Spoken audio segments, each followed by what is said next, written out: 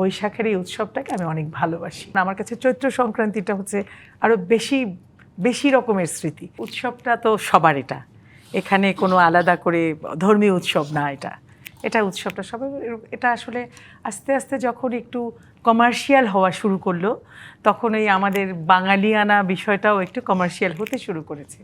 তারপরও বলবো সব কিছু ছাপিয়ে বাঙালিয়ানা ব্যাপারটা আমি আবার এটাকে সাপোর্ট করছি, ওই অর্থে পজিটিভলি দেখছি যে আমাদের অনেক খাবার হারিয়ে যাচ্ছিল, আমাদের বাঙালিয়ানা অনেক শাড়ি, আমাদের কালচার অনেক কিছু হারিয়ে যাচ্ছিল।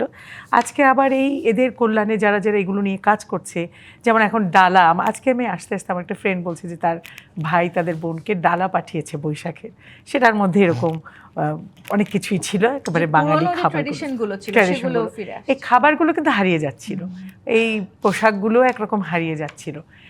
আর এরপর বাঙালি না, এই ব্যাপারটার সাথে আমার দ্বিমত কীরকম, যে বাঙালি থাকে সে সবসময়ই বাঙালি থাকে, আর যে থাকে না তার ভিতরে তার তো থাকেই না।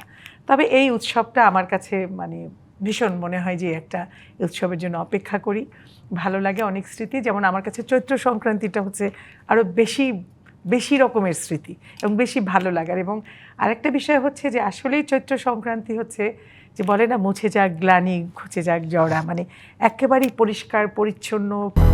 200-র বেশি সার্ভিস ও ফিচারে লেনদেনের সব বিকাশ অ্যাপে সম্ভব। ক্লিন করা, এটা করা, ওই ব্যাপারগুলো কিন্তু ভীষণ ছিল ছোটোবেলায়, দেখেছি হালখাতা অনেক কিছু। ওগুলো কতটা আছে আসলে আমি জানি না, কিন্তু বৈশাখের এই উৎসবটাকে আমি অনেক ভালোবাসি। ছোটবেলার স্মৃতি তো বলে শেষ করা যাবে না। এই যে আপনি বলছেন যে আসলে দীর্ঘদিনের আপনার এই সাংস্কৃতিক মণ্ডলে পথ চলা, সেই পথ চলায় নানান সময় তো পয়লা বৈশাখ নিঃসন্দেহে উদযাপন করেছেন। সাংস্কৃতিক অঙ্গনের মানুষদেরকেও নানান সময় নানান বিতর্কের মুখোমুখি হতে হয়েছে, এবং বিশেষ করে এই ধরনের উৎসবগুলো নিয়ে যখন আসলে আমাদের একটু অন্যরকম প্রস্তুতি থাকে, সেই প্রস্তুতি নিয়ে অনেক সময় কথা শুনতে হয়। এরকম কোনো আপনার আসলে অভিজ্ঞতা আছে কিনা? আমার ব্যক্তিগতভাবে নেই, কিন্তু দেখেছি এরকম অনেক অভিজ্ঞতা, হয়তো অনেকে অনেক রকমভাবে অপদস্থ করার চেষ্টা করেছে। আর ওই যে বললেন যে হিন্দুয়ানি ব্যাপারটা, এরকম করেও কনভার্ট করার চেষ্টা করেছে যে এগুলো আমাদের কালচার না, এটা না, প্রদীপ জ্বালানো যাবে না, নাচা যাবে না, এরকম লাফালাফি করা যাবে না।